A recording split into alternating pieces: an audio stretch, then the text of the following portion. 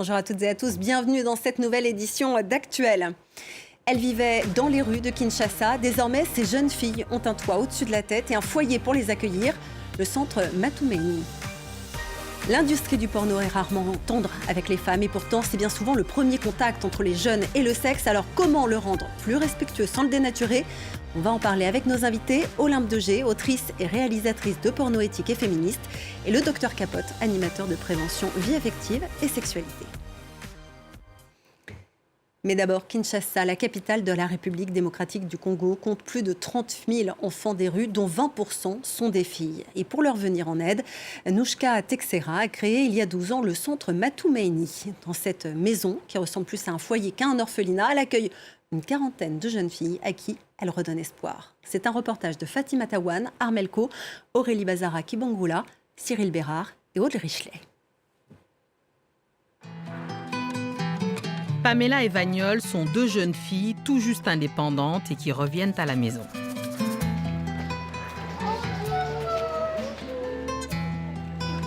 Leur maison, c'est Matumaini, un foyer qui accueille une quarantaine de jeunes filles placées par le tribunal pour enfants. Nouchka Texera, jeune quadra congolaise, a fondé le centre en 2011, révoltée par la situation des jeunes filles des rues. Ce que j'ai vu dans les rues de Kinshasa qui m'a vraiment fait mal, et particulièrement la vue d'une jeune demoiselle qui devait avoir 14 ou 15 ans, avec deux bébés. Et je me suis demandé comment il était possible de vivre dans la rue avec deux enfants, et surtout pourquoi à cet âge-là, elle avait deux enfants. Il y aurait environ 30 000 enfants des rues à Kinshasa, avec de plus en plus de filles. Victimes de violences sexuelles, traumatisées, certaines en perdent les mots. Il faudrait que je sache où elle en est. Et dans ces cas-là, Nouchka fait appel à l'une des rares orthophonistes en ville. Ok, tout le monde peut le dire avec elle. Hein. Si on pouvait continuer voir les chambres. Élisée est arrivée à l'âge de 6 ans avec sa petite sœur. Accusées de sorcellerie, elles ont été mises à la rue à la mort de leur mère. Et avant de venir au centre, il n'y a pas vraiment de bons souvenirs. Il y avait la souffrance. Grâce au centre, j'ai appris à lire, à écrire. Bon, il y a des fois, je me demande si c'est elle qui nous a mis au monde. C'est vraiment une maman au grand cœur. Pour Nouchka, l'école est primordiale. Et elle aide ses filles à trouver leur voie. Ainsi, Janine, arrivée à l'âge de 6 ans, a développé sa passion pour l'art et réussit à rentrer dans la prestigieuse Académie des Beaux-Arts de Kinshasa.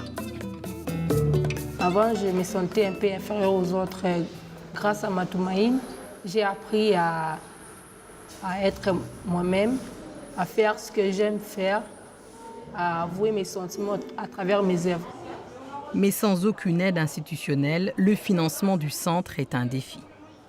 J'ai très vite compris que si je voulais continuer avec mes filles, il fallait qu'on trouve des solutions nous-mêmes. Et donc on a commencé à faire des petites poupées et des petites choses qu'on vendait. Et au fur et à mesure, on a créé une marque de maroquinerie qu'on met en vente aujourd'hui, et c'est, j'ai envie de dire, un bon 50% de notre budget. En 12 ans, le centre a sauvé 38 filles des rues et formé plus de 500 femmes à différents métiers. L'objectif, multiplier les maisons et à terme, créer un village Matumaini.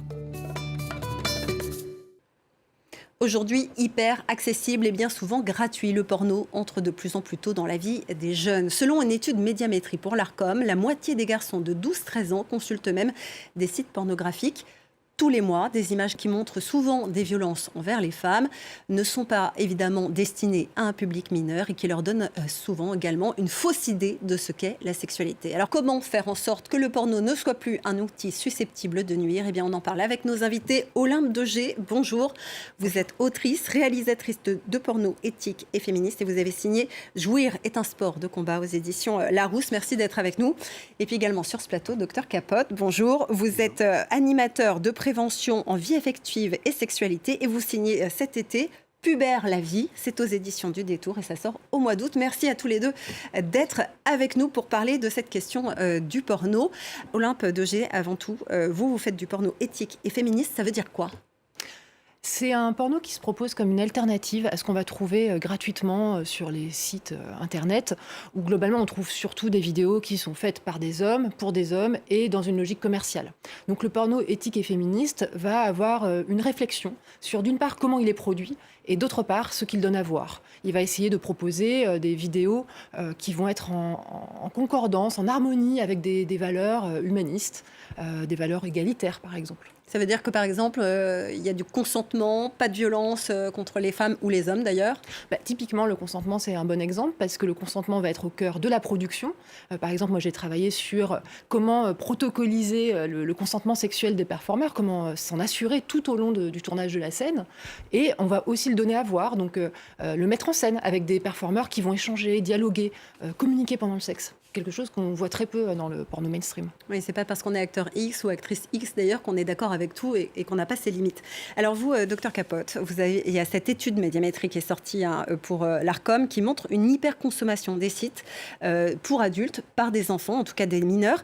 Est-ce que ça vous surprend? Est-ce que c'est quelque chose que vous avez vu tout au long de votre carrière?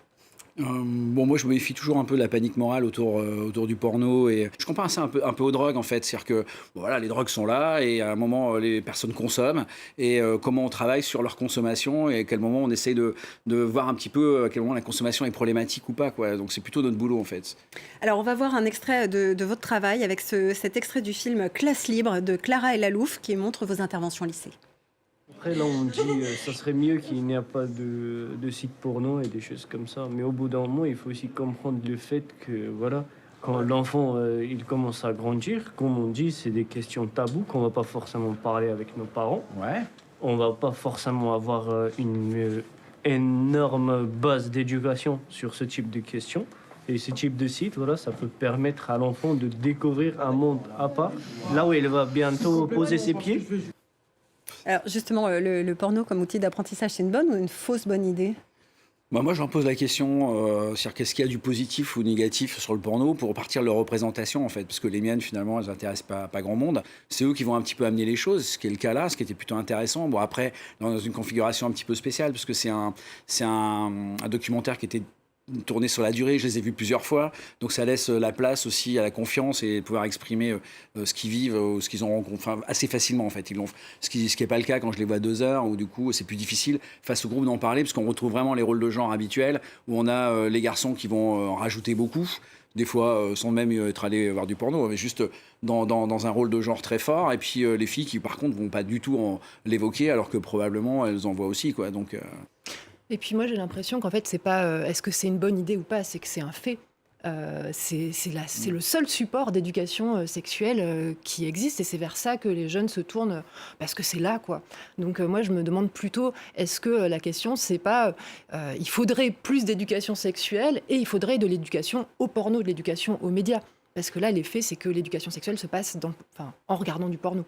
Oui, parce que c'est vrai que c'est très délicat d'aborder cette question avec ses parents. Ils peuvent vous expliquer la reproduction et comment se protéger des MST, enfin des IST, mais peut-être pas ce que c'est que des préliminaires, c'est parfois plus délicat. Ils devraient pouvoir, il y a des activistes féministes, je pense à Charline Vermont qui a le compte Instagram Orgasme et moi, qui essaie de former justement les parents à avoir ces conversations avec leurs enfants, parce qu'on ne peut pas tout mettre non plus sur le dos de l'école, quoi. C'est des conversations qu'on devrait pouvoir avoir naturellement aussi avec ses proches. Ouais, je pense que souvent les ados, par contre, ils n'ont pas forcément hyper envie de partager ces questions-là avec leurs parents. C'est assez rare quand même. Par contre, je pense qu'en tant que parent, on peut mettre en place un environnement favorable à éventuellement leurs questions, s'ils rencontrent des difficultés, pour se dire, bah voilà, c'est favorable, je peux en parler. Je sais pas, j'ai une grossesse non prévue, non programmée, et je suis un peu inquiète, et du coup, je peux en parler, ok, parce que je sais que le terrain est open, mais de là à évoquer les sujets avec eux, en général, ce qu'ils disent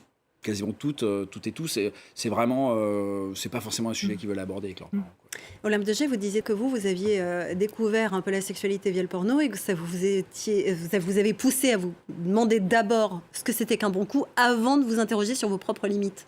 Bah oui, tout à fait. En fait, moi, j'ai été exposée au porno volontairement, c'était pas accidentel, j'avais 18-19 ans, et j'y suis allée pour m'éduquer, parce que je voulais être performante au lit, en fait. Parce que je pense que ça relève de mon éducation genrée en tant que fille. Je voulais être aimée, donc je voulais être performante au lit. Et c'est seulement après 30 ans, quand j'ai décidé d'être réalisatrice de porno féministe, que là, j'ai été mise en contact avec une communauté queer, de travailleuses du sexe, beaucoup plus au fait que la population générale sur les questions de consentement, de santé sexuelle, etc.